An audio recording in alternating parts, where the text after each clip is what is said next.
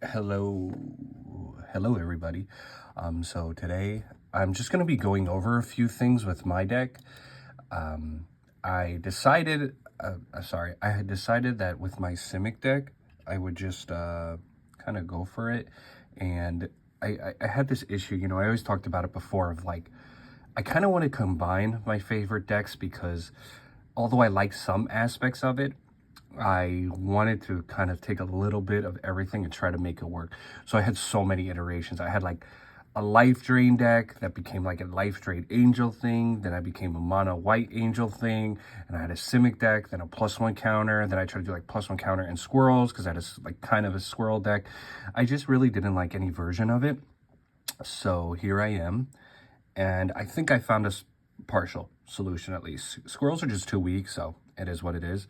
But I did get this idea, believe it or not, from buying a pre-con deck. So I bought, just because I like the idea of counters and magic, like I just think it's fun. I had a new Capenna Brokers deck. So it was the Bant colors, basically. And it made me think like, well, I already have Simic, so I have 2 of those Bant colors. And I have so many angels from trying to make different iterations of this deck. Why don't I just combine them all? So that's what I did. So I'm going to be basically adding the cards and kind of talking about each one as I go through it. As you can see kind of here, I have this set up for the YouTube and the YouTubers down here. Can't see, but I have my mic up here for the Anchor Spotify podcast. So I realized going through the broker deck, this card was actually in that deck, not mine, that Janara, Ashura of War, kind of covers everything because it's an angel. It's +1 counters, and it's the 3 colors. And I noticed that in the decks I made, one of my hardest things with winning Commander games with my friends was that I wasn't actually hitting them for the Commander damage. I'd maybe get a couple rounds off or something, but I was never even coming close to the damage needed to win. So I like that although this Janara card can't pump up everything, it pumps up pretty much herself, it still is a way to do commander damage. It gives me the colors to really shine. So without further ado, I'm going to add the cards that I ordered to it. I kind of never went in this deck, so I'm going to go over everything kind of quick, just because like I want the focus to be more what I added than what's in it already. But I got some land. I got Fable Passage, basically Search for Any Basic, Balagate Sanctuary. It's either a land that comes in tapped or Eternal Witness. I got a Glassblue Shore, so it's either a land or it's a shapeshifter that can become anything. Bark Channel Pathway is great. It's just an either or color. Undo Sky Ruins I like because it's a land or it's a board wipe. I don't really want to be destroying my own stuff because the whole nature of the counter is to kind of make an investment. But you never know when you're going to need it, especially because I don't have much removal in this deck. Ancient Tomb. I know it's 3 colors, so it's a little risky, but I mean, who doesn't want a Soul Ring? Ijango Castle. I honestly just had this card because I pulled it in Kamigawa, and I've had it in my decks ever since. I like it. Emiria Sky Shattered. Again, I get 2 angels or put a land out. Django. Again, this is just a late game land more. Like, I'm pretty much playing for mana unless I absolutely need the second effect to deal 4. Core Haven I like because it only has a colorless, which kind of sucks, especially with 3 color. But I have 38 lands in this deck, and it prevents all combat damage. So, like, those are just some lands. Obviously, I got a Tropical Island. I know I need the other 2, but I just graduated school, so I don't have that kind of money right now. And I had to sell quite a few of my cards to get this. What else? I got Vast with Thicket. This is basically a +1 counter or a land. Reflecting Pool, any land I could produce. City of Brass. I actually pulled this one too. As you can see, it's super fucked up and there's no way I can ever sell it. But I like it and it connects me to, something I pulled rather than bought. Turn Timber, Serpentine Wood. This is a great, again, MDFC. I have a Gaia's Cradle, but like I said, I'm a student, so I had to get the budget, quote-unquote budget version of this card. But I still like it. I got sleeves anyway, so it covers that nasty back. Seagate, just another MDFC. Breeding Pool, Hinterland Harbor, kind of all these, not really surprising.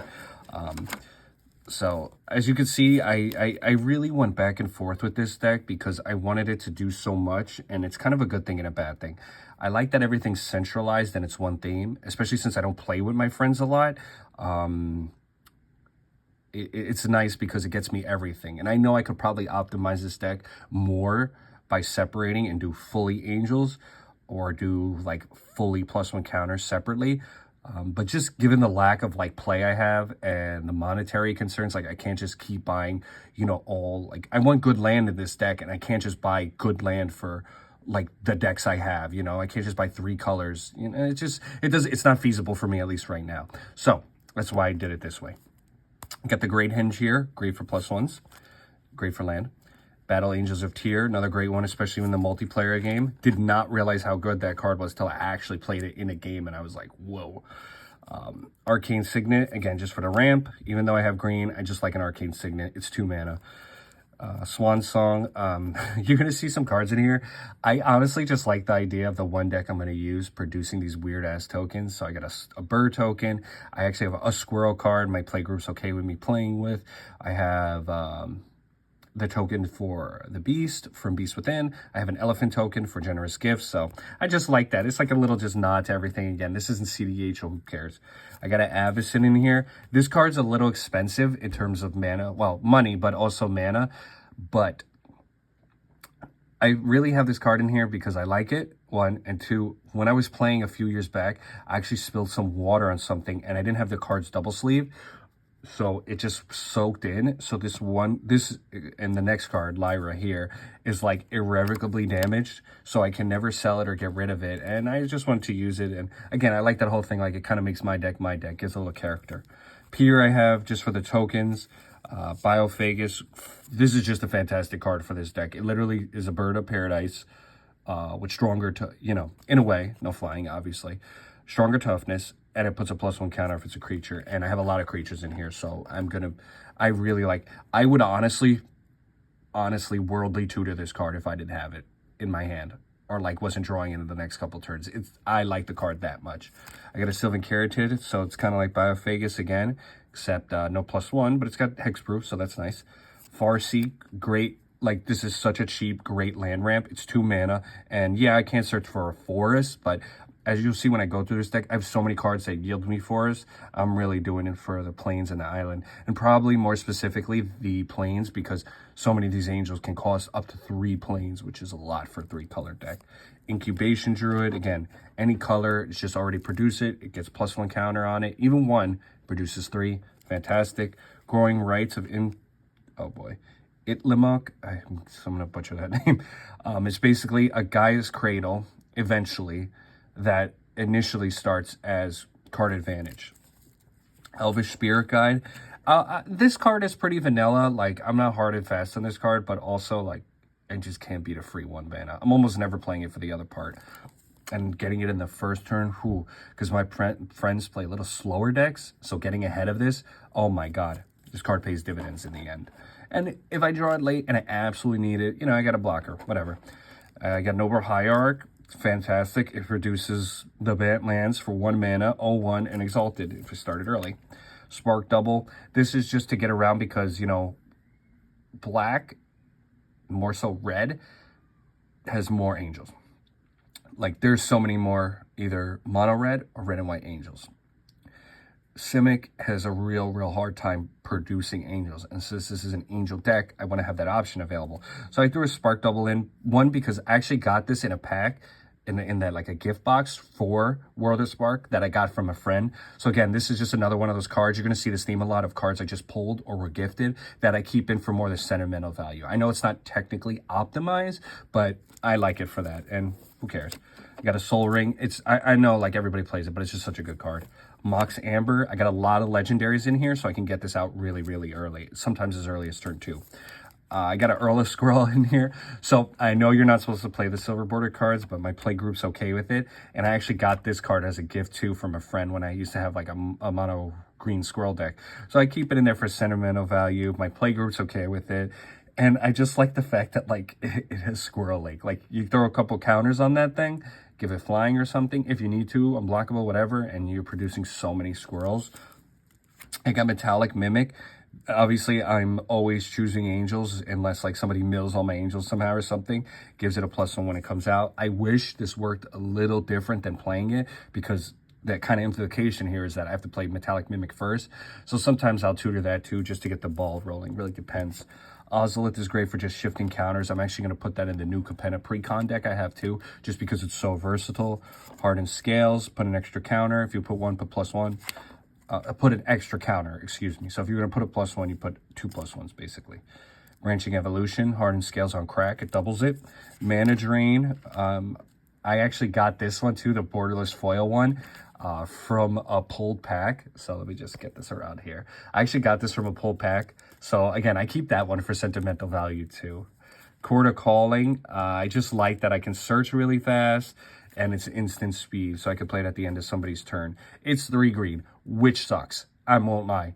But again, I have a lot of ways to produce the greens, so I'm not too worried about it. Beast Within, just a great removal. Destroy any permanent you want. 3/3 green beast. Broker's Ascendancy. There's no gray in here, so that sucks. But at the beginning of my end step, I could put a +1 on each creature and a loyalty counter on each planeswalker, which is huge because it's so broad. That's what I really search for in making these counters, because like in a Simic deck, I struggled a lot because I had the individual counters, not the overall counters like this card gives me. So I really like that part. I have Damning Verdict, so it's a 5-mana card, destroy all creatures with no counters on them. Fantastic, because pretty much everything's going to have a counter on it one way or the other. Angelic Sleuth, so it's kind of 2 for 1. It's angel and it deals with counters. When a permanent leaves the battlefield, if it had a counter, investigate. So create a clue to draw a card. Archangel Thune, again, fantastic. Archangel Thune, just a fantastic card. It produces a land, it gives me +1 whenever I gain life, and it comes lifelink. So it kind of helps it start it on its own, which is awesome. I got a Chrome Mox here. Just 0 mana. I can imprint a card, basically exile it. Just can't be artifact or land. And I get the color of it. You exile 3-mana card. Yeah, it sucks. That may be a good card, but you just instantly made basically another copy of like Noble Hierarch or Spara's Headquarters that comes out untapped and can come out on the first turn. Weathered Wayfarer. This card really, like, listen, it deals no way with +1 counters and no way with angels, but I pulled this card in a pack from Onslaught all the way back then, and I always kept it. That's why it's pretty craggly. I could probably never sell this card. I mean, take a look at that bad boy. You can see around the edges. But the fact that I can just search for any land, like any land in a 3-color deck, is absolutely awesome, especially for 1 mana. Most people too, like my friends, sleep on it. They don't really address it. So if I get this card out early, I'm just constantly searching for lands. Nobody stops me. Tithe. I just like this because I do need planes in this deck. It's very angel heavy and very white angel heavy. So I need to find planes. There's not a lot of ways to do it. And so I needed another one besides Farseek. And the fact that like I'm going to need a lot of land because I'm playing big ass angels. So most likely I'll need the 2. I'll just hold on to it unless I absolutely need the 1. Lotus Petal, not the best, but it's a 0 and nets me 1 of any color. So just in a 3-color deck, and especially for the concern of starting out early, I think it's great. Angel of Invention, so this is like another 2-fer. I can put 2 +1 counters on it if I choose. It gains me life. It's an angel, and it pumps up everything else like a Glorious Anthem. So it really, it's very, and if not, I could put out 2/2 servos, basically, with the card out. So I just like that this card has like a lot of broad answers, too. Giada, I'm not even going to talk about this card. Everybody knows it's phenomenal. Sanctuary Warden, I got the little specialized version. I really like New Capenna. Comes in with 2 shield counters. I can remove 1, create a token, draw a card. And then these couple are just like help. Actually, let me start this way. Generous Gift, destroy anything, put an elephant. I do have the elephant tokens. Smothering Tithe, I mean, again, I don't need to tell you. Urza's Incubator, I got angels, let's do it. It's also so fucked up I can't sell it. Herald's Horn, again, choose one, angel, which I'm choosing angels. Will cost 1 less. And Starheim Aspirant, angel spells you cast cost 2 less. Fantastic. So these are all just to kind of get me started, and that's the whole deck as it exists right now. I ordered cards in it to add to it, so let's get into that. This is just one of my tokens because you'll see later. So I got the 3/3 angel token there. So I'm just going to walk through, kind of explain why I added the cards I added. So Vorinclex, just phenomenal. Again, I don't need to say too much about this card. It basically, it's a branching evolution without a restriction. So any counter you put double, and then it halvesies, rounded down any of your opponent's counters. Fantastic. Tribute to the World Tree. This is a new card I discovered in March of the Machine. This costs 3 green, which sucks. There's no way around that. But the fact that if it's powers 3 or greater, I draw a card. Awesome. I need card draw in this deck. As you've seen from the cards I went through, I don't have much. Or I put 2+1 counters on, 2+1+1 counters on it. So this card is going to pay off really either way, because I have the strong angels that net me a card draw later when I need the card draw. And then early, while I'm getting things started, I pump up the somewhat weaker angels like Angelic Sleuth or Giada.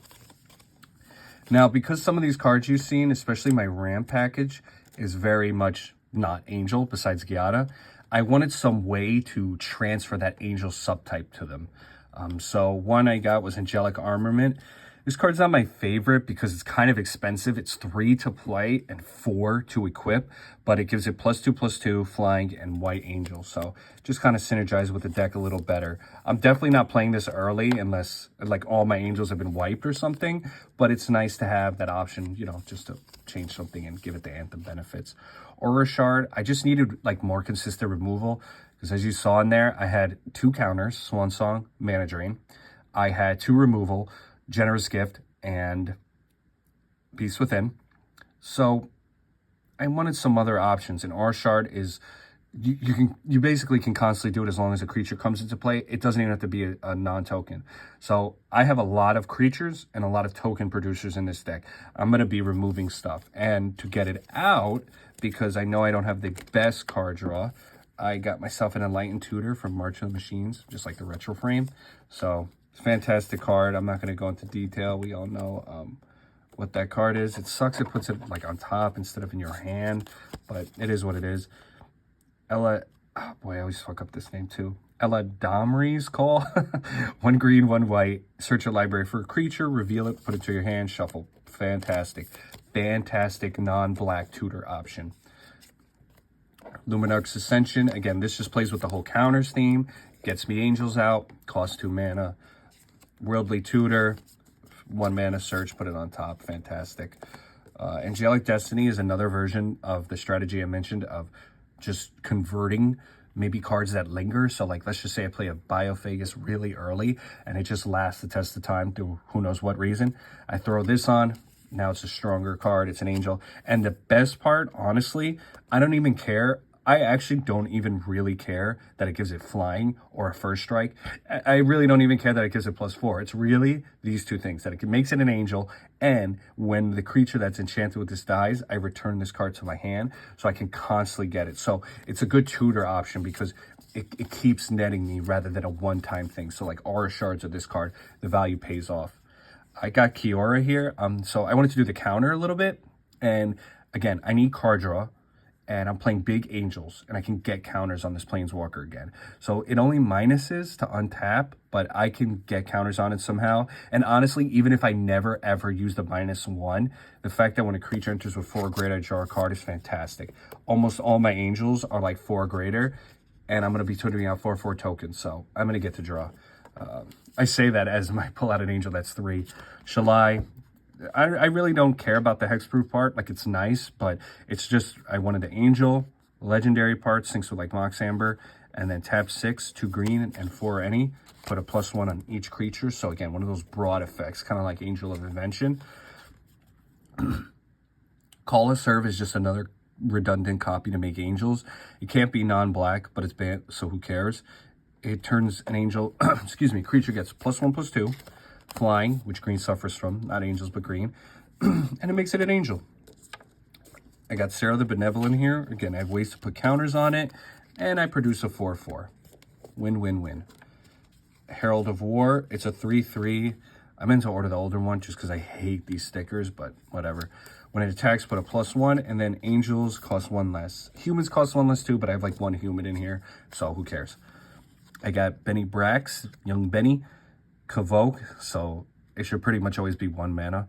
3/2, who cares? At the beginning of each end step, though, if I created a token this turn, draw a card.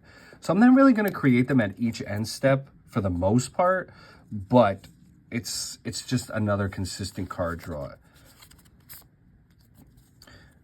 Unless I have like Earl of Squirrel out in particular, that would trigger a lot because I could just block. Angelic Quartermaster, this is not the best angel by far. You could even say it's a bad angel, but it's a 3/3 flyer, angel subtype, and it puts up to 2 counters on each of 2 creatures. So, pretty cool. +1 theme. Metropolis Angel, it's a 3/1 for 4 mana, which sucks, but it's an angel subtype.